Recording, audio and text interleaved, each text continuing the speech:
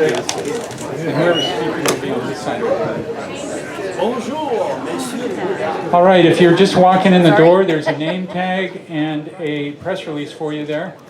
Everybody, good morning and welcome to this press conference. It's great to be back here at Husky Deli, the coolest place in the world to hold a press conference, by the way. Big props for Jack Miller for hosting this. This is nearly 1 year to the day since we formally launched the West Seattle Junction Historical Survey last March 18th. My name is Clay Eals, and I'm the Executive Director of the Southwest Seattle Historical Society, and I also am one of the 4 members of the West Seattle Junction Historical Survey team. The other members are Susan Melrose, Director of the West Seattle Junction Association, and Redmond and Deb Barker, representing the Southwest District Council. You will be hearing from all 4 of us this morning, and you also will be hearing from 3 other groups of speakers. There will be a property owners group, and that is Jack Menashe and Jack Miller. There's a Junction Merchants group, and that will be Laura Swift and Ann Walker. And then there will be public officials, both current and former. We will have King County Executive Dow Constantine. We will have King County Council member Joe McDermott. We will have Seattle City Council member Lisa Herbold and recently retired Seattle City Council member Tom Rasmussen. And at the end, we will open it up for questions that you may wish to ask of anybody involved. And just like last year, we aim to get you out of here in about a half hour. So on to the question of the morning, and the title of our hot off the press West Seattle Junction Historical Survey Report. What makes the West Seattle Junction special? This is truly a huge volume, and it represents a lot of work and the contributions of many people over the past couple of years. Also the crucial financial contribution of 4 Culture, for which we are deeply grateful. So, moving right along, here to give you the background on the survey is the man who had the original idea and got the ball rolling, Redmond. Thank you, and I really, all I did was aggregate the will and the wish of the Southwest District Council and the folks of West Seattle. The survey originally was discussed over 3 years ago by the Southwest District Council. The initial concept was to look at California Avenue the entire length because we have 3 urban villages along the way. And when we worked with 4 Culture, they recommended that we look at a grant and reduce the realm. So we gathered a bit of a team. The Southwest District Council at that same time included Deb Barker on the board, myself, and Susan Melrose. And so when we were encouraged to go forth and seek a grant for this, basically the first team that I thought of was Deb and Susan.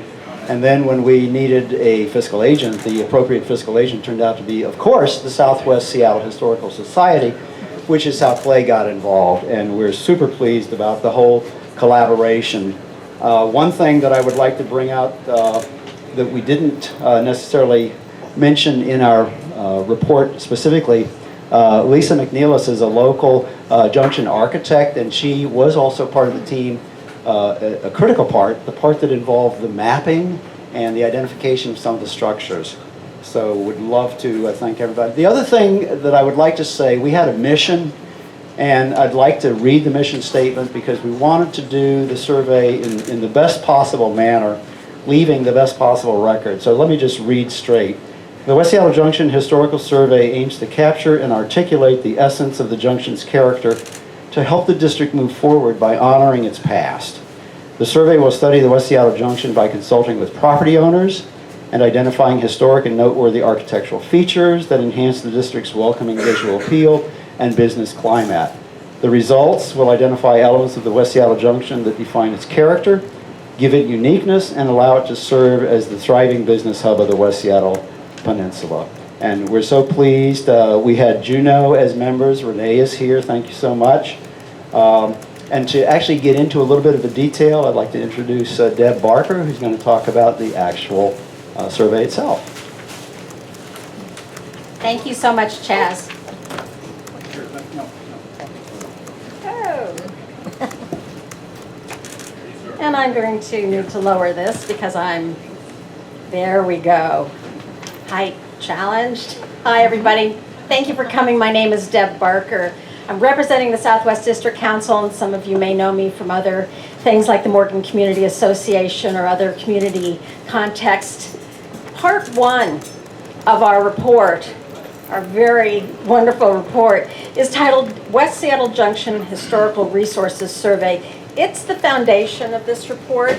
That portion was funded by a $10,000 grant from For Culture, which is King County's cultural services agency.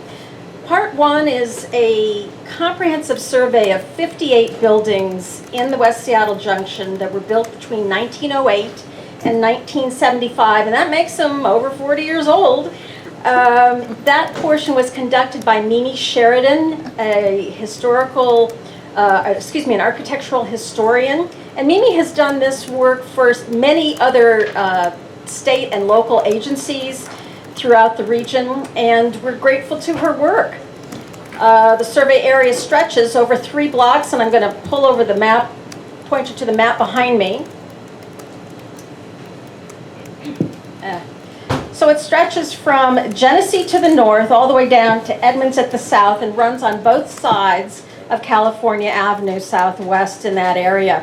The survey gives a historical overview of West Seattle and the Junction, along with background information on each of those surveyed buildings. It evaluates whether any buildings appear to be eligible for designation as a City of Seattle landmark, and it puts each building into one of 3 categories. There's Category A buildings, and those are believed to have enough significance and architectural integrity to be potentially eligible as a Seattle City landmark. There's Category B buildings. Those buildings may be potentially eligible for landmark, but there's additional information that's needed to determine that specifically. And then there's, of course, your Category C buildings. And those buildings do not appear to be landmark eligible at this time. So what makes a building landmark eligible? In the City of Seattle, a building needs to have sufficient integrity to convey its significance and meet at least one of these 6 designation criteria. A building needs to be associated with this historic significant event, or associated with a historically important person, associated with a significant aspect of the cultural, political, or economic heritage of the community. It needs to embody distinctive characteristics of an architectural style, a period, or a method of construction. It needs to be an outstanding work of a designer or a builder, or it needs to be an easily identifiable visual feature and contribute to the distinctive quality of its neighborhood or the city. Quite an extensive task for buildings. Now, this survey found that there are 2 Category A buildings in the West Seattle Junction, and there are 6 Category B buildings in the Junction, and the rest are Category Cs. So, Category A buildings would be the Campbell Building, built in 1918, and the Ham Building, built in 1926. You like my little pointer there? I was hoping for the one that shot things into the sky, but it didn't work. The B buildings, starting from the north, are Hotwire Dental Complex. That was built in 1910. Across the street, the Courtesy Accounting Building, and that's 1947. Moving down south, the J.F. Henry Building, and that's 1908. Next block down, the former J.C. Penney's building, or the Russell Building, that was built in 1926. In the next block, again, we're on Category B buildings, the Curious Kid Stuff Building, and that was built in 1928. And then lastly, in this block would be the Technical Analysis Building on the corner of Edmonds and California, that was built in 1961. The report includes details about the history of each of the surveyed buildings, and for those identified as a Category A or B, it includes which landmark criteria they may meet. Another crucial part of our report was a collection of interviews with building owners in the junction, and Susan Melrose is going to share information about that. Susan. Thank you, Deb. My name is Susan. Hold up again. My name is Susan Melrose. I'm the Executive Director of the West Seattle Junction Association, the organization of businesses right here in the Junction. I am addressing part 2 of our report. From the beginning, our survey group felt it was important to interview the owners of the buildings in the Junction because they are key stakeholders in the decisions of the business districts past and future. We invited all of the building owners to take part in these interviews, and we're fortunate to have extensive talks with nine building owners. Arts West, Steve Athen, Jack Calvo, Leon Capilotto, who's here, Jerry Kostakos, who's here, Tom Henry, who's here, John and Lisa McKinnon, Jack Menashe, who's also here, and Jack Miller, who's also here. We thank all of them for their generosity of time and spirit. We asked them a variety of questions about their building and about the Junction, including, how did you come to own your building? How do you find tenants for your building? What do you love about your building? What makes the Junction special? What is worth promoting and preserving about the Junction? I was able to conduct many of these interviews, and I can tell you they were interesting, intriguing, and educational. In most cases, these building owners never before had the opportunity to sit down and reflect on record in front of a camera about the deep investments that they have been able to make in our community over time. The transcripts of these interviews typically ran 10 to 15 pages. In part 2 of our survey report, a 3-page summary of each interview is included, and there are quotations from each property owner. I hope that you will dig into these interviews. You will find a wide range of observations and opinions, but what ties them all together is the love and commitment that these building owners express for the Junction. Part 3 of our report covers views of the general public, and Clay is here to describe that. Okay, thank you, Susan. I too helped conduct many of the owner interviews, and the cumulative result is truly a treasure trove of history for which we are grateful. And one of the interviews was with Arts West, and we have some Arts West folks here. Raise your hand, Edie, Katie Koch, and Larry Sukit. And this was a group interview, and Arts West also was on our letterhead as one of the supporting organizations for this effort. Anyway, as Susan said, part 3 focuses on the public, specifically how the public regards the Junction. And the public survey that we conducted asked only 3 questions. And in these questions, you will see a crossover with what we asked the building owners. Number 1, what is special about the Junction? Number 2, what is your favorite building in the Junction and why? And number 3, what in the Junction is worth preserving? Now, this open-ended short answer survey was conducted on paper during the area's festivals last summer. There was Morgan Community Festival, Delridge Day, Alki Art Fair, out here in the center of the Junction at the West Seattle Summerfest, and all 6 of the West Seattle outdoor movies here in the Junction. More than 260 people responded to the survey, and people were eager to share their observations and opinions. And every syllable of what they wrote is in the report. Frequently mentioned as special elements of the Junction were special shops, a small town feel, a unique, close-knit neighborhood character, and walkability. Favorite buildings? Well, people responded according to the building's tenants, not the formal name of the building. And so the runaway leader was Easy Street Records, which is the Ham building, followed by Cupcake Royale, the Campbell building, and of course, Husky Deli. What in the Junction is worth preserving? Well, the leading answers were old and historic buildings, the district's history, and the small town feel. And we think it's probably worth noting that 43 of the respondents came up with just one word to describe what is worth preserving: everything. So this wraps up our 3 parts of the survey report. We are about to hear from our other 3 groups of speakers. But before we do, I want to speak for a moment on behalf of the Southwest Seattle Historical Society. And a logical question upon digesting this survey report is, okay, what's next? And my answer to you is that the Historical Society will hold a separate press conference to announce our next steps. This press conference will be held 3 days from now at 11 o'clock this Saturday, March 5th. If the weather is nice, we'll be on the southwest corner of the main junction intersection next to Key Bank. If we have rain that day, we will be back here at Husky Deli.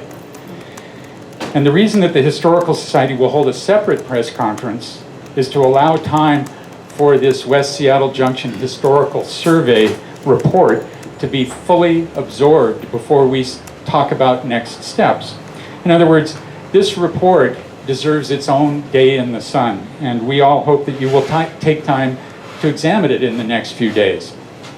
Now, each of you here today is welcome to take a printed copy of our report. We have them here, but please know that the number of printed copies is limited and that you can find everything that is in the printed report online on the home page and a separate page of the Southwest Seattle Historical Society website. It's in our blog section, and the keyword is junction. So now we'll hear from our supporting speakers. Chaz, would you please introduce our public officials, present and past, who will speak about this report today? And public officials, come on up.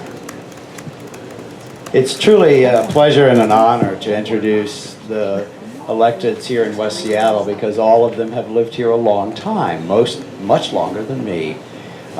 Leading the crowd is grew up here, Dow Constantine, our county executive. Dow, thank you so much. Well, thanks, Chaz, and thanks for everyone.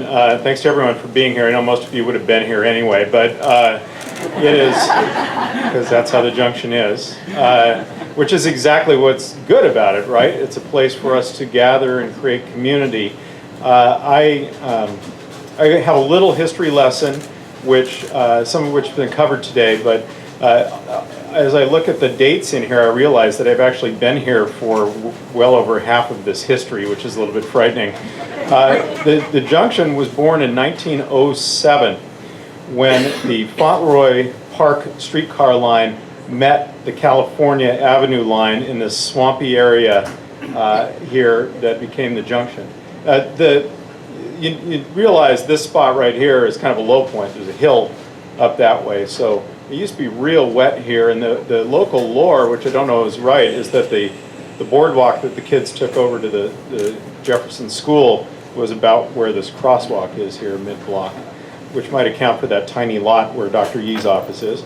But the business district took off, because when you build transit, that's what happens. People come, they build buildings, they start businesses, the customers come. It was mostly, first of all, it was unpaved. Second of all, it was mostly single-story wooden structures.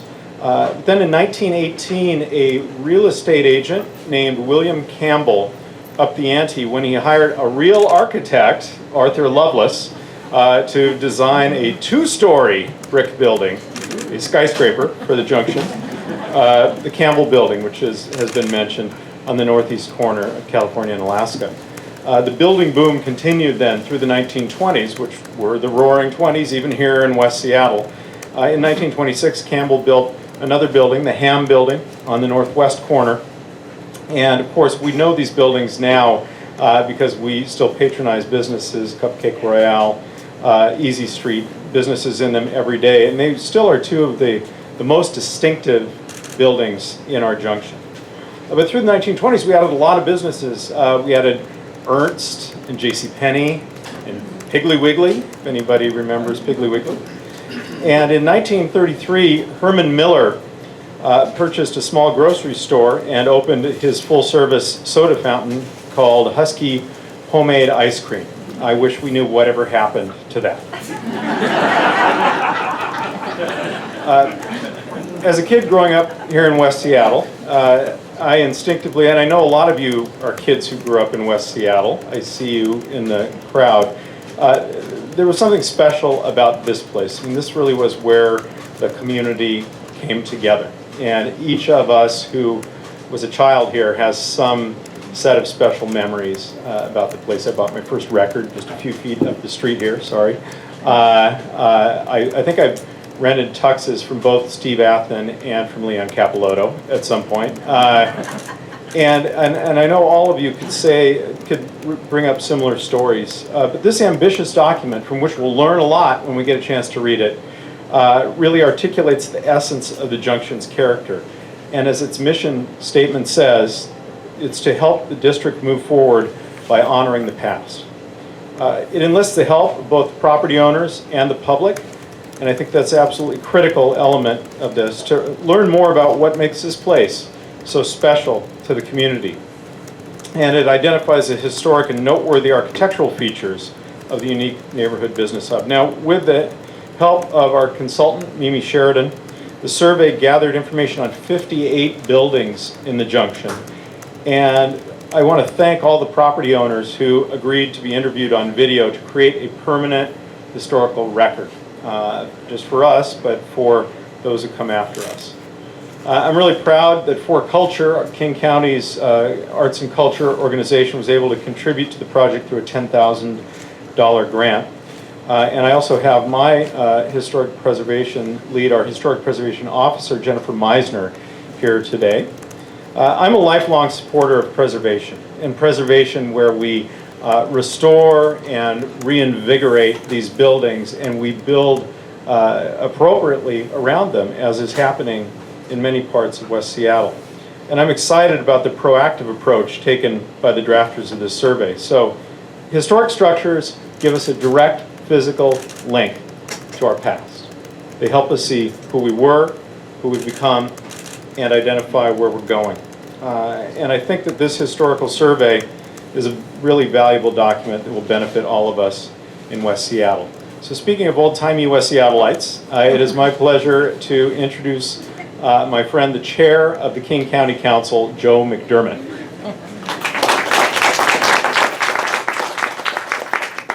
Thank you, Dow. And Leon, I want you to know I was loyal. My tuxes all came from Chaffron's. This is truly a unique community. We all know that, whether we live here or whether you're visiting this morning, you know about the unique character and the nature of the Junction. You don't need to say anything more. It is the Junction. Further descriptions are lost, at least in West Seattleites. They're unneeded. But in the context of historic preservation, it has to be meaningful. It has to have a real tie to the community and to function, and if not the original function, a meaningful continuous function and new function. Not just for the sake of preserving something without meaning.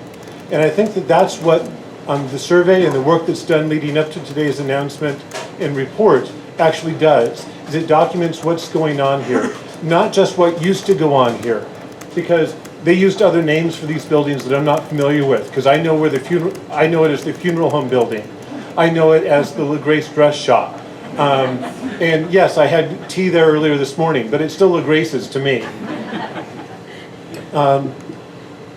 But it's real connections to place and continuity.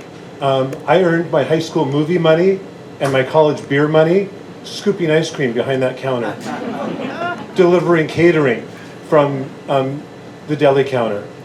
And my sister worked the deli counter and met her husband scooping ice cream across the store.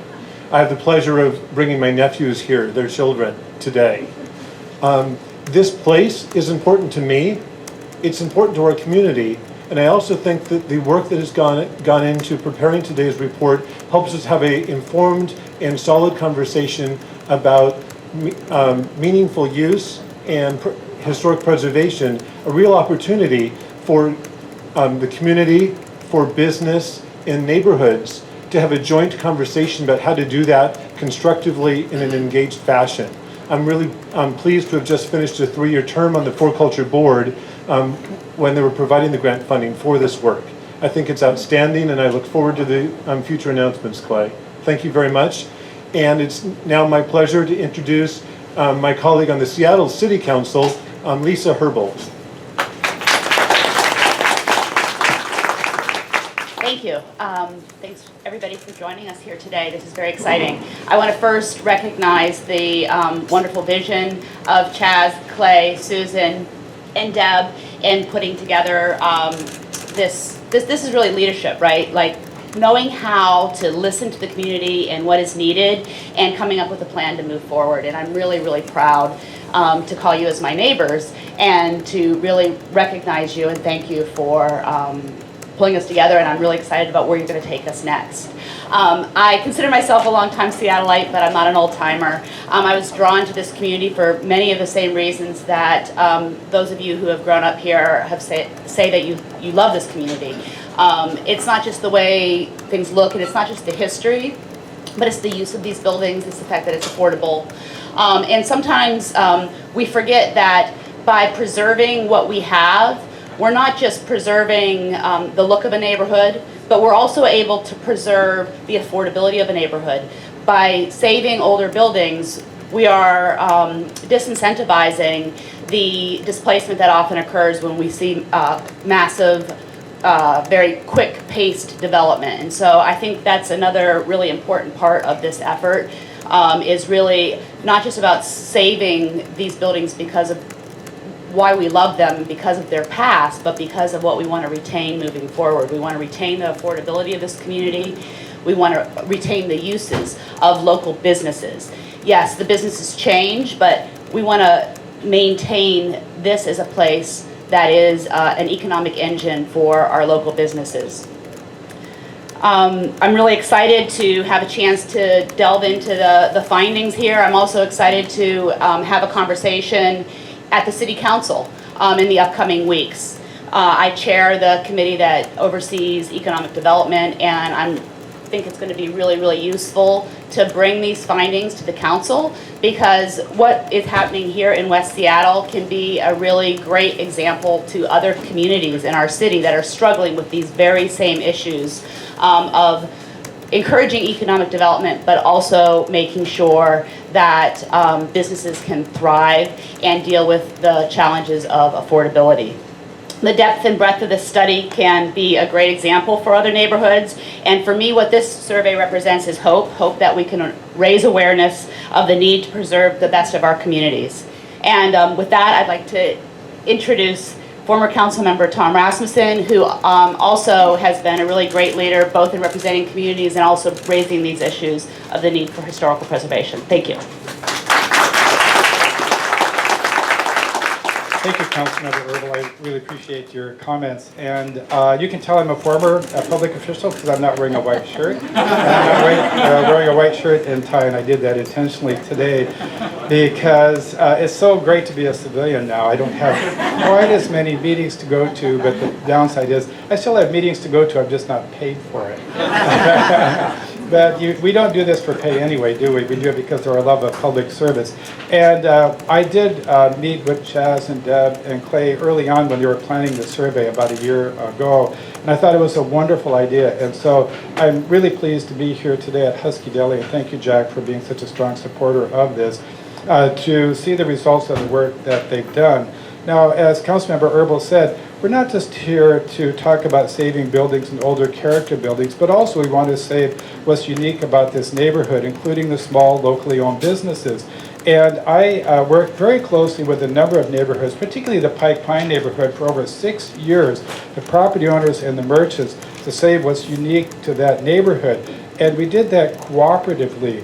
And now you see that the Pike Pine neighborhood is thriving, is booming, is perhaps one of the most successful neighborhoods on the West Coast.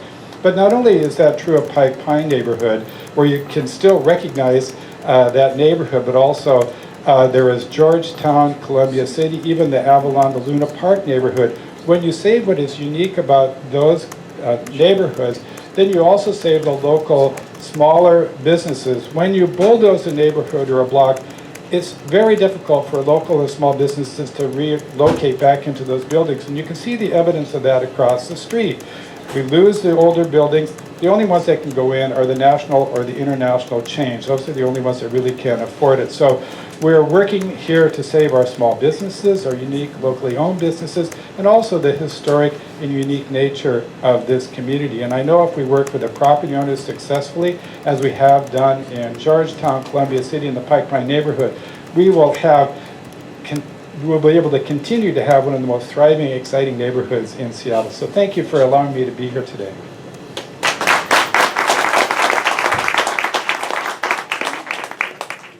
Yes, exactly.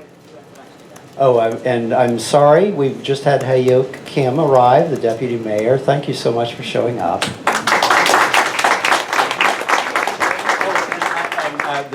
The departing, but not till July, head of preservation for the City of Seattle Department of Neighborhoods, Karen Gordon. Thanks so much. I'd like to now introduce again Susan Melrose, who will introduce our owner speakers. Yeah, thank you.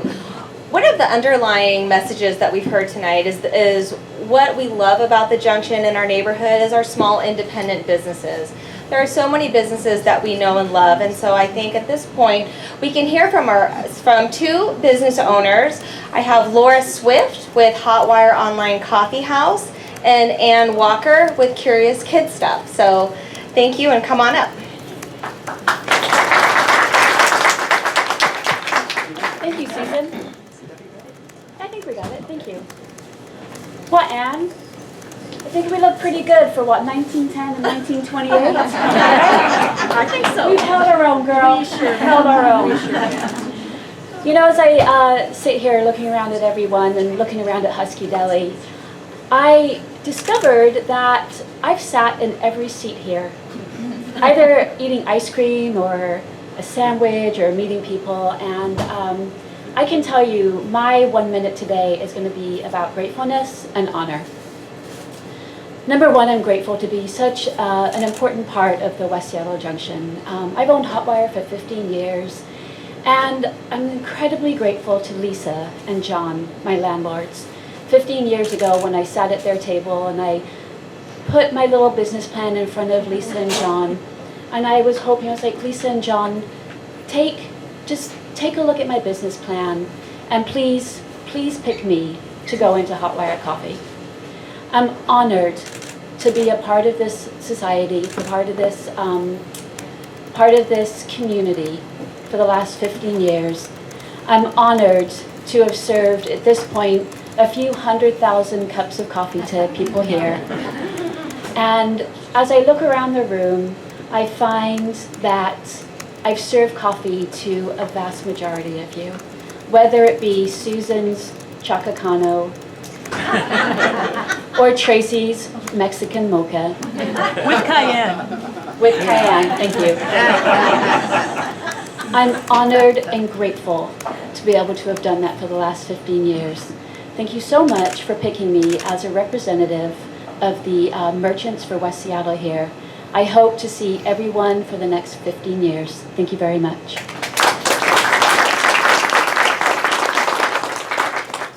Hi, my name is Ann Walker, and I'm the owner of Curious Kid Stuff, the toy store. And 18 years ago, this neighborhood looked very different. And I was very fortunate to not only pick a beautiful building, but have a fabulous landlord. And that can make such a difference.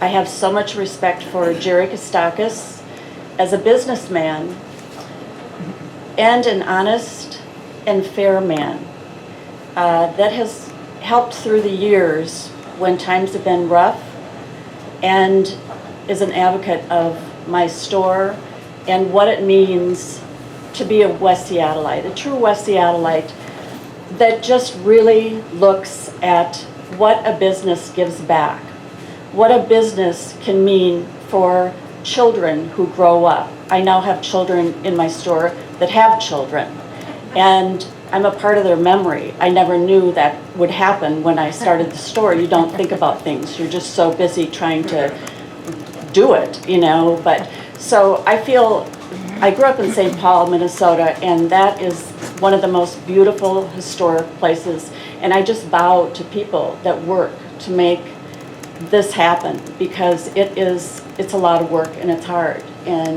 but it's so valuable. So thank you for having me here today.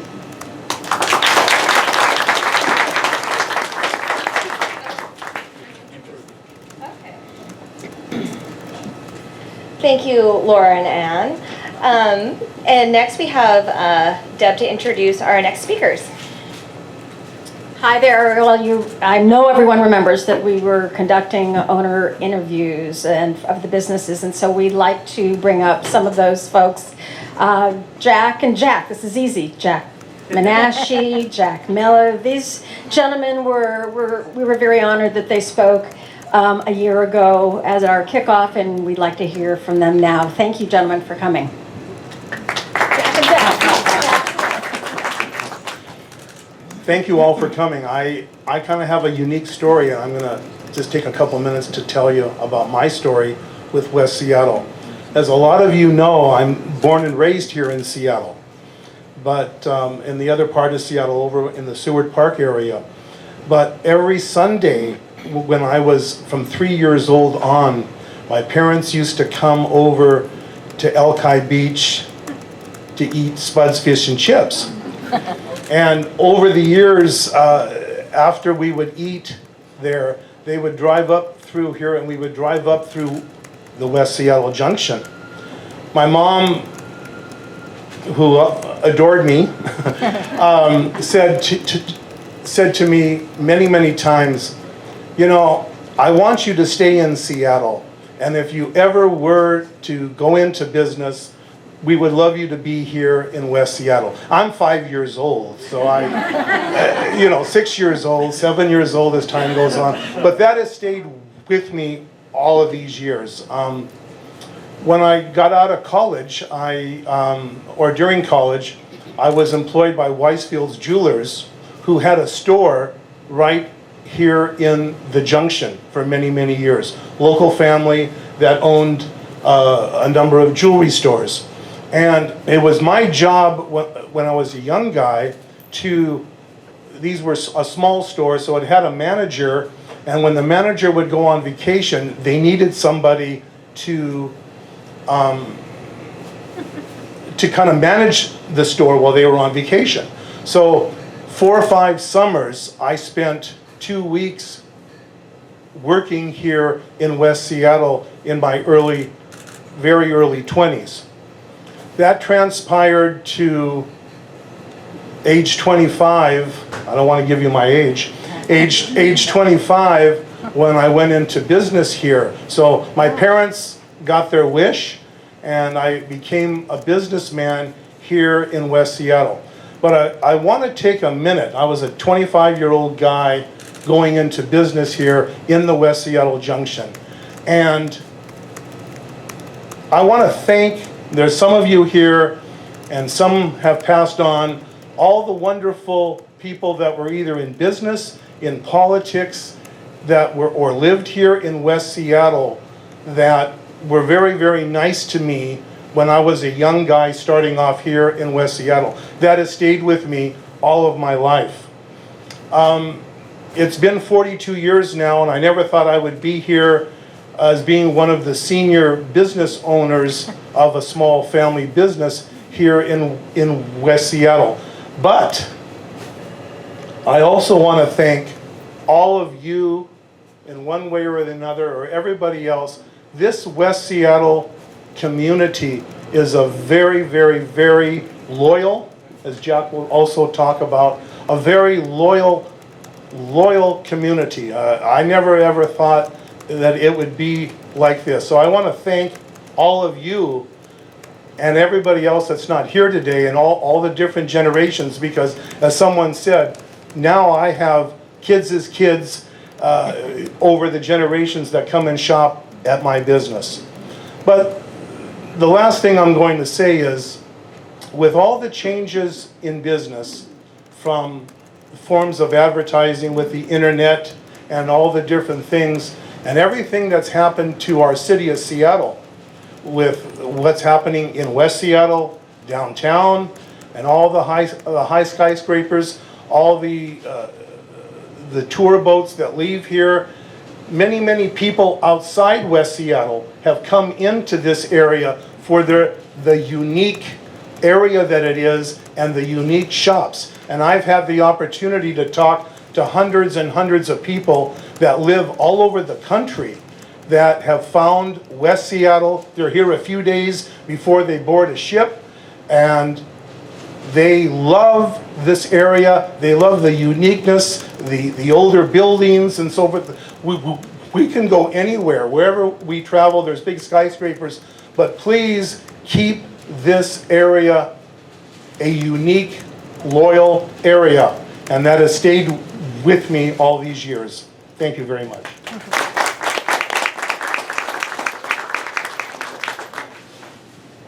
Okay, everybody here knows what a great place West Seattle is. You know, Lincoln Park is not just a park.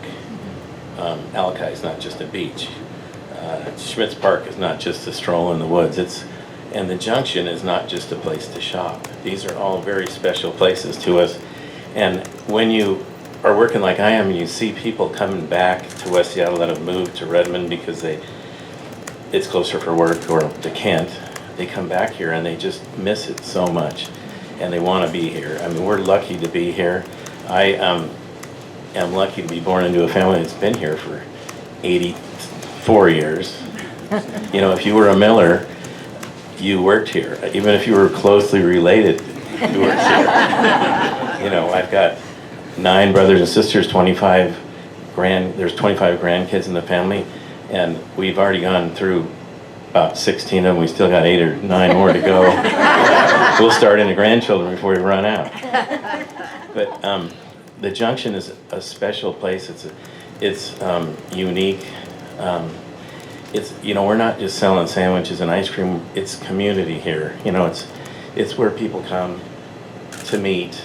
It's just something, you know, that is dear to us. And I'm hoping that we don't just let, you know, we have some kind of vision, which I'm so glad to see, to preserve the feel.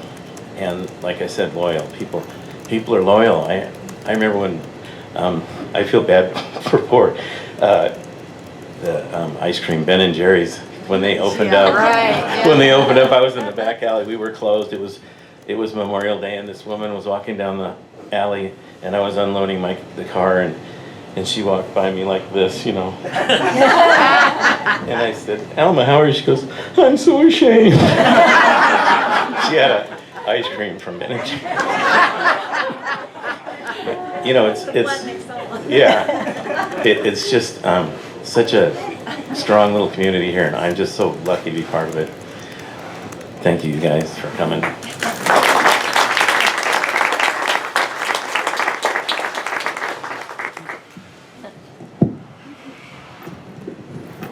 Jack, you brought tears to my eyes there. Seriously. Stay up here. All the others who spoke, please come up. This is the time for questions.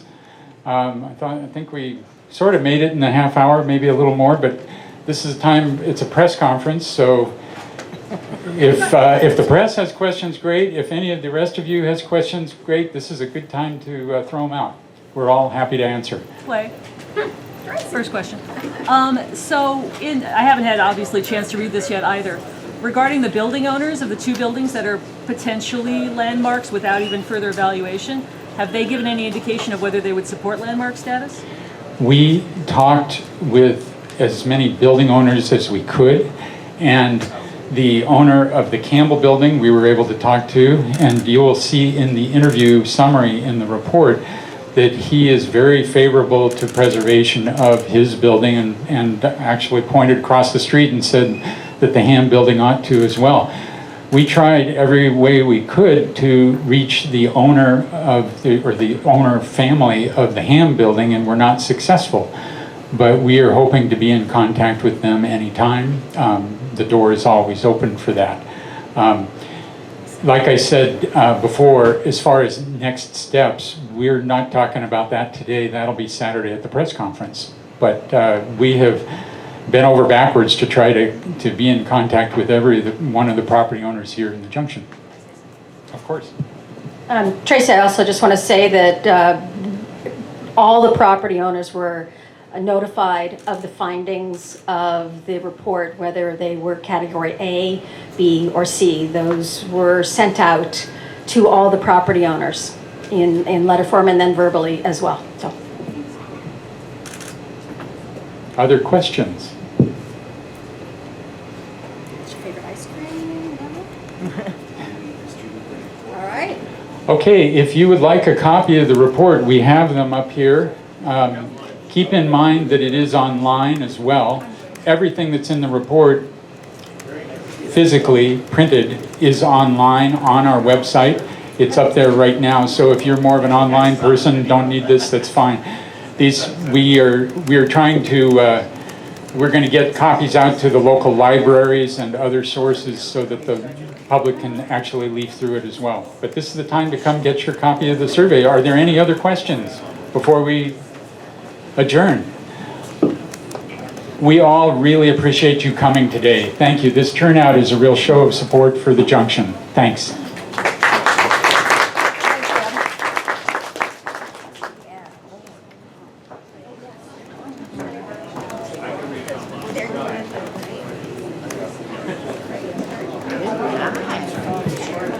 Thanks for